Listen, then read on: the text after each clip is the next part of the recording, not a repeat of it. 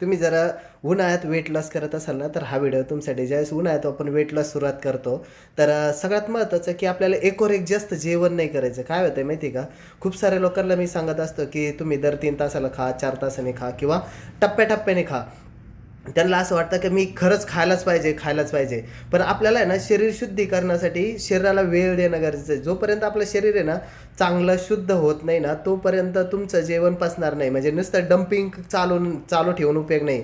म्हणजे आपलं शरीर काय डंपिंग यार्ड नाही, मग क्लिनिंग होणार नाही. क्लिनिंग नाही झालं, फॅट लॉस नाही होत, वेट लॉस नाही होत, एनर्जी बूस्ट होत नाही. तुमचे स्किन डार्क व्हायला लागते, स्किन जाड व्हायला लागते, स्किन इन्फेक्शन कळायला लागतं.